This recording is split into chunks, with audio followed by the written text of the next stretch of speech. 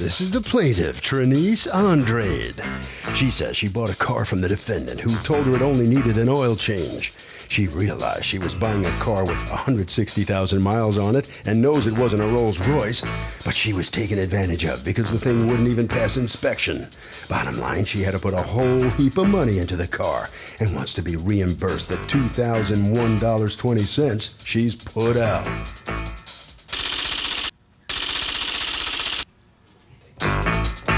This is the defendant, Krishna Brown. She says the woman came, popped the hood, took a test drive, and bought the car. 2 or 3 weeks later, she gets a text that reads, "I have to put money into the car and you have to help." That's the most absurd thing she's ever read. Fix the darn car yourself, girl. She's accused of not helping out.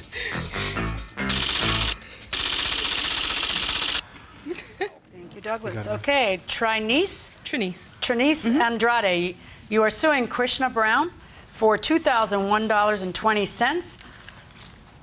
I am. In damages that you have sustained, the amount you want her to pay you, the amount you paid for a car, and all of the money that you put into the car, which you are unhappy with. Talk to me. Tell me what happened. I'm a mother of 2. I just had a baby in December, and we come from a 2-car family, but we were downgraded to 1. And I needed to transport my 7-year-old back and forth to school and just some local errands. So I really wasn't looking for a Rolls Royce or anything like that. I just needed something that would run.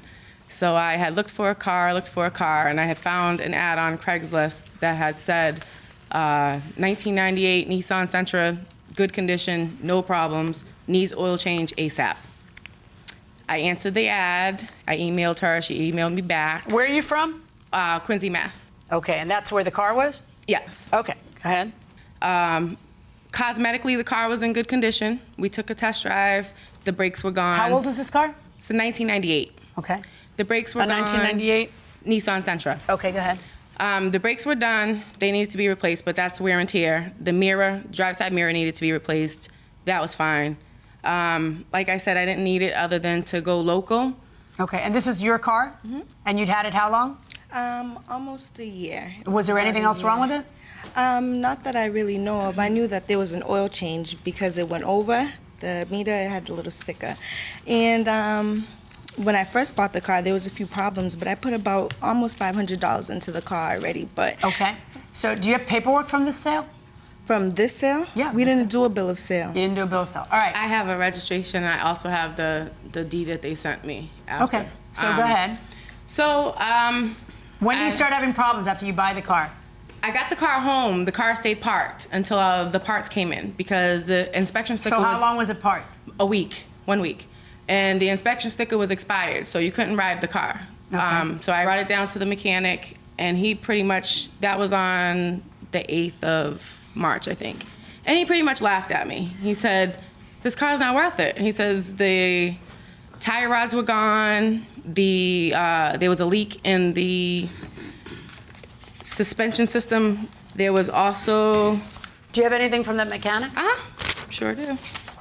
That's the mechanic bill, and that's also the copy of the inspection where it failed inspection. When did you take it for inspection? Same day, on that 8th, Yeah. when the parts came in. Right, of March. Right. Okay. The car was bought on the 23rd. Are you aware that in your state of Massachusetts, you have a protection when you buy a used car that if you take it to inspection within 7 days and it fails, you can void this contract? And this is something unique to I mean, a few other places have it, but this is a special thing.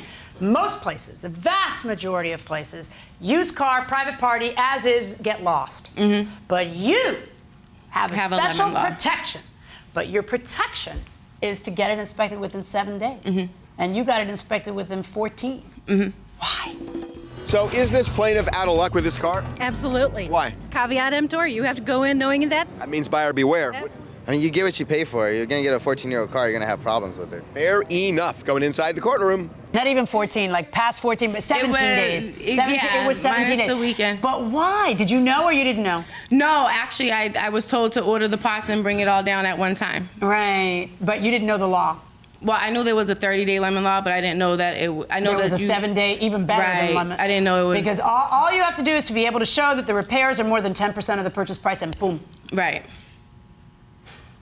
Right. Pity, right? Because you didn't take it till day 17. So, on what grounds do you want me to look at her and say that she needs to return your money? The car was advertised as in excellent condition, needing just an oil change. Do you have the advertisement? No, I don't. After so many you? days, Okay, let it me takes see it. off of Craigslist. She very helpfully is going to hand me the advertisement for you. Go on. Right, so then I went immediately to do the oil change, and then after that, it was like 2:36 and... I have a black 98 Nissan Sentra for sale. It was my very first car, very reliable, runs and drives. I'm just trying to get rid of it so I can purchase a new one. Driver's side mirror broken. It also needs an oil change. Other than that, it's a great car. It has a brand new battery, an alternator. Trying to sell as soon as possible, but only serious buyers respond. Serious buyers only. Okay. I'm not seeing it.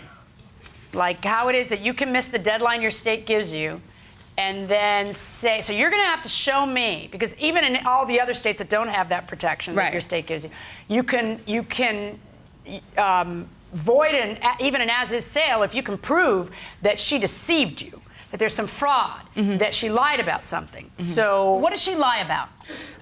It wasn't in good condition. Okay. It was not in good condition. The car had safety issues. It's not in good condition. I could not put my children in that car without well, according to you and about... according to your complaint, it rained inside the car. Yes, it rains inside the car. Tell me about how it rains inside the car. When it's raining outside, it rains inside the car. How? Literally, it comes in the car. It looks like it comes right from the seam of where the windshield is. Did you have a mechanic look at that? That's not in the paperwork, right? Yeah, it wasn't raining the day I went to take it for inspection. Okay. All right. It only rains when it rains outside. It rains Which is ironic inside. because you got the car so your son wouldn't have to walk to school in the rain. Right, exactly. And now it's raining in the car. It's raining in but the car. But at least he's seated. And the backseat didn't rain, so. All right, Ms. Andrade, here's a problem that you have. You have an as-is sale with no warranty. You have an absolute protection in your state.